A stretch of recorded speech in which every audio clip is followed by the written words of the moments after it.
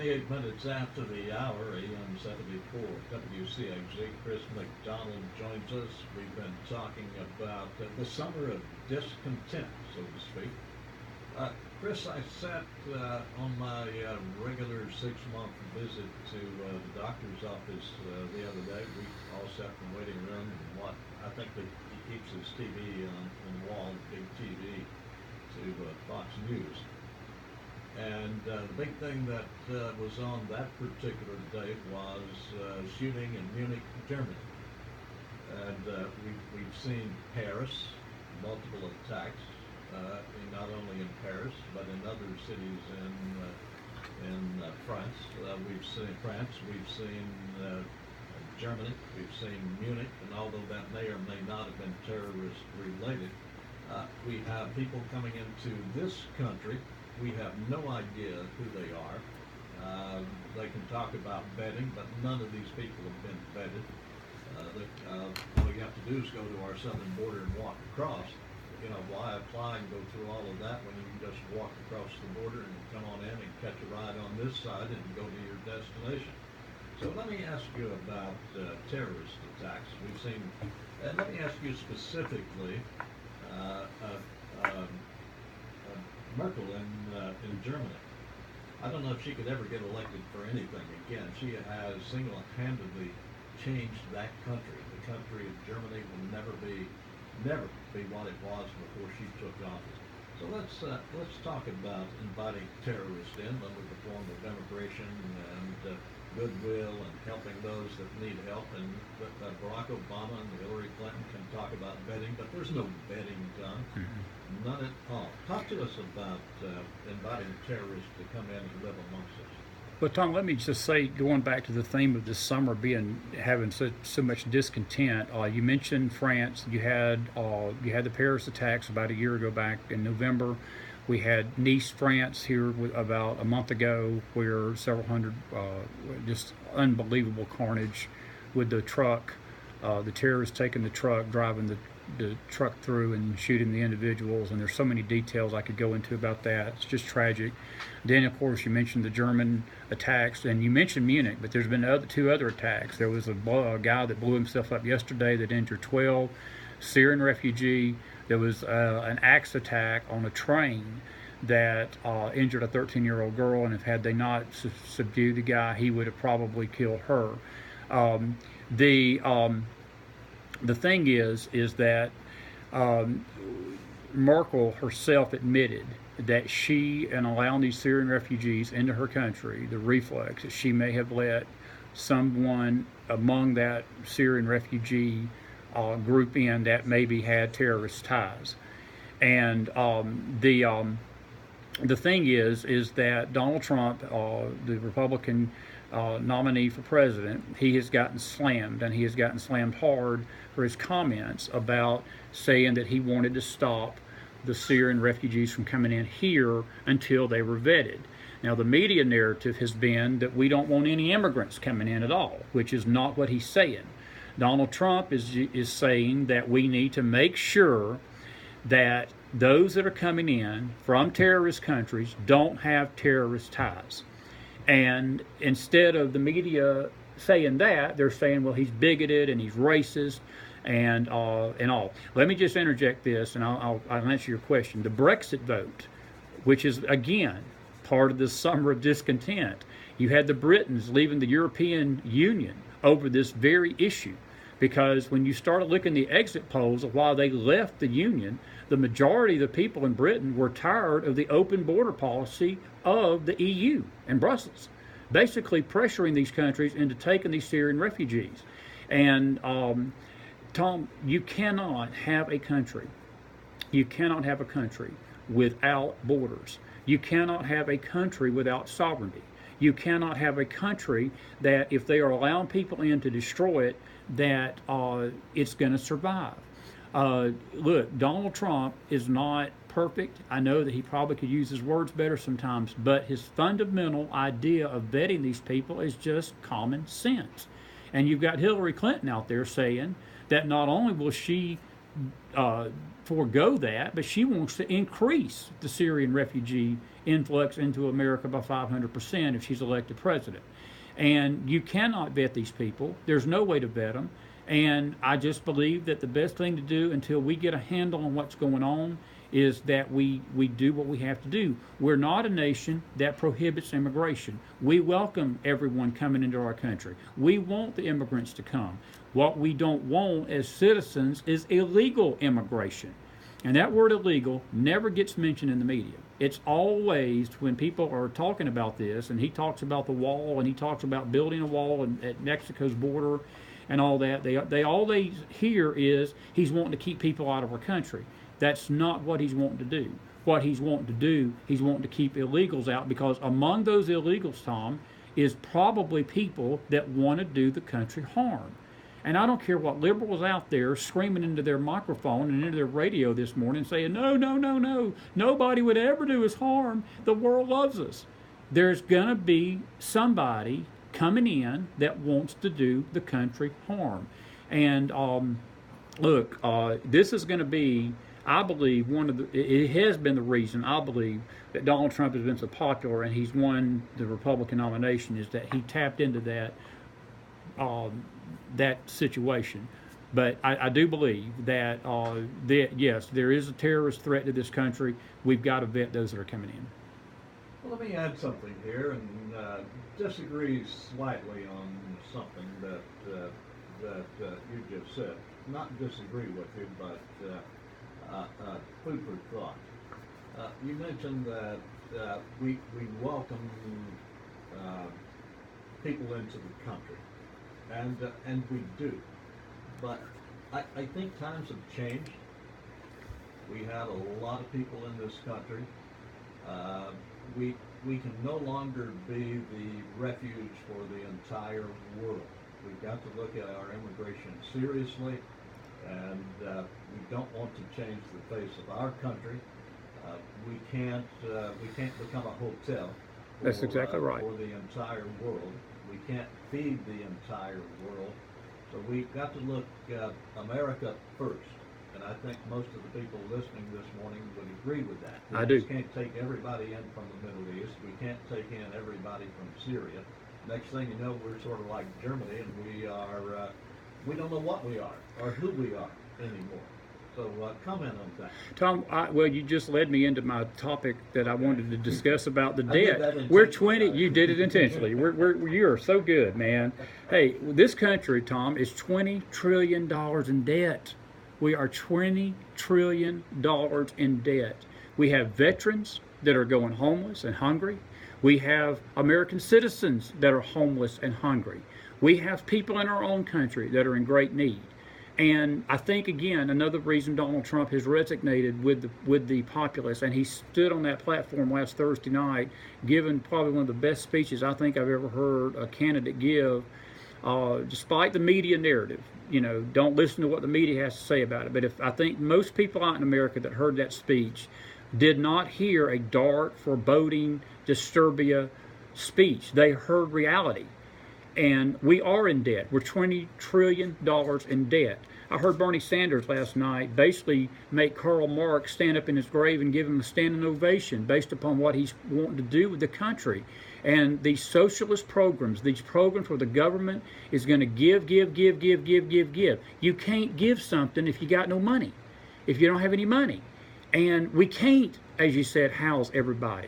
And I believe it is a disgrace and an utter insult to our country and our people when illegal immigrants, not even citizens, have more rights, they get more benefits, they get free insurance, free health care, free government housing, free government everything, and people that are working hard, 40-hour-a-week jobs can't get the same assistance when they need it. And it's a travesty. It's a line being drawn in the sand, Tom. And it's really what this election's coming down to, is what do we want for the future? Do we want to keep going into debt, financing the world? Do we want to keep going into this hole where we're, as you said, being a hotel to the world's castaways? I'm going to ask you a question this morning. Maybe you can answer this. Where are the Arab countries in all this? Where's Saudi Arabia? Where is Yemen? Where is Jordan? Where is the Arab countries over in the Middle East that have got billions of dollars of oil revenues, and they've got plenty of money to take care of their own refugees? Why are they sending them over here? I believe it's a sinister attempt to take America down through terrorism and through other means. And our president, unfortunately, in his stupidity, has been more than willing to open his arms wide and say, come on in. But you asked Angela Merkel this morning how that's worked out for her, because Germany's been attacked 3 times in less than 2 weeks, and more of that's coming. And until we wake up and realize that our enemies are using everything against us like that, you're going to see these attacks go on, and I think more and more life is going to be lost as we move into this summer. You mentioned something there about Barack Obama, and this used to be said. Casey Stengel, who was Rye old manager for the New York Yankees back when I was a kid. That was a long time ago. But they would say Casey is dumb like a fox. I think Barack Obama is not quite as dumb as we, because he's not quite as dumb as we like to think he is. No. He has basically accomplished all of the things that he wanted. We've become more of a socialistic country. There's turmoil, and in order to you have many people have the belief that you've got to tear something down and then rebuild it. Military does that to a certain extent. They break the recruits down and then they rebuild them in the way that they want them to go. And they make, in that case, they make good soldiers out of them. But I'm not sure we're going to be a good country. But Barack Obama, I believe, has set out to do with an agenda, and I think he has accomplished most of his agenda. Tom, he took his playbook from Saul Alinsky, and one of the things in that Rules for Radical playbook that he basically based his whole life on, he's based his whole political career on, he's based his presidency on. And one of the things in Saul Alinsky's book is that the way that you destroy a country, the way that you take control of a country, is that you distract them over one thing while you're allowing other things to go on. And the race and the immigration issues are key things that Alinsky always alleged that would tear a country in two. If you wanted to control a country, divide it. Divide it into two. And, you know, I'm thinking here this morning as I'm thinking of this election, and Tom, it's sad, but we literally have 2 Americas right now. What you're seeing last week was one America, and what you're seeing this week at the Democratic National Convention is another America. Who did that? Rudy Giuliani. I think his speech, I would rank it up there probably number 2 of the speeches last week I liked the best. And one thing he said, we're not white America. We're not black America. We're not Chinese America. We're not Hispanic America. We're one America. What happened to it? What happened to it? And we don't have that anymore. And look, that goes back to leadership. That goes back to the resident at 1600 Pennsylvania Avenue, and where he's brought this country in 8 years. And you said something a while ago, Tom, he's done nothing that he didn't tell us he wasn't going to do in 08, and he did it again in 12. So, and if I can interject this, the reason he got reelected in 2012 in many ways is that Republicans put a elitist candidate up, just like Barack Obama. He was Barack Obama in a Republican suit, unfortunately. Nearly 5.5 million people did not come out and vote at all during that election. And I'm hearing this same sentiment right now during this election, where a lot of people are going to sit home and not vote. When you sit home and don't vote, you get the country that you deserve. And people need to get to the polls and let their voice be heard as to what America do they want. Do they want a socialist, communist-based, government control everything nation, race divided, immigration, where immigration runs wild without any checker on our borders? Or do they want a law and order land where there is at least a semblance, an attempt to have law and order, have a semblance of borders, and have a country where we're trying to get the debt paid for, not increase it? I will say this about Donald Trump, and I don't make it any hide, no intention or whatsoever. He is my candidate. He was really my candidate from the beginning. I cringed a lot of times. I remember I was listening to some of our old programs, and I remember telling you that some of the things he said I don't agree with, and I still hear things I don't agree with him about. I don't know if he can accomplish everything that he promises us that he's going to do, but neither can she. But I will tell you this, I believe with the two candidates, he will try the best to make America first and put us first again. Tom, we so desperately need that right now, or we're going to be destroyed as a country. A lot of people are voting for Donald Trump because they think he's going to go to Washington and break some of the things up that need to be broke up, and that's why he's doing so well. And it's not that they're worried about his foreign policy. They're not worried about his domestic policy. They're not worried about all of the other things that most politicians who are strictly politicians want to talk about. The people in this country won't change, literally, and the only person that they can see bringing that change is Donald Trump. Hillary Clinton has been in Washington, D.C., Tom, in one fashion or the other for 40 years, 4 decades. She has been Secretary of State. She's been First Lady. She's been a senator from New York. She has been given every single chance to, quote-unquote, change the country, to bring it into her vision for what she claims can fix these problems. And, you know, and her getting on television and saying, give me 4 more years to change things. We've given her 40 years to try to change things. And what have we gotten? We've gotten Benghazi. We've gotten a Russia that is running rampant. We had 4 dead Americans left for dead over in Libya. She basically created the atmosphere from which ISIS has developed. Her boss calls ISIS the JV team. They're beheading and crucifying people left and right, killing hundreds, thousands at a time sometimes. And even right now, the threat is great. I heard John Kerry say yesterday, I don't know if you heard this, you probably didn't, but this is the mentality of the same people that are wanting 4 more years. John Kerry gets up at a conference yesterday and says that an air conditioner is more of a threat to America than ISIS is. And we are facing a situation that we cannot afford 4 more years of that thinking. We need change. And again, nobody is sitting here saying Donald Trump is candidate of the year or is he perfect. But you said it. The reason that he's coming to Washington is not just to change the Democratic situation, but he's changing the Republican situation too, because, Tom, both parties are at fault. Both parties have been part of this mess that we're in today, and they both deserve equal blame for where we're at. We're down to about 3.5 minutes. Why don't you close it for us? Well, I want to just say a couple of things. I don't know if people have been watching the speeches. I'm more... This past week has been, as I said, we have had a summer of discontent. We really have.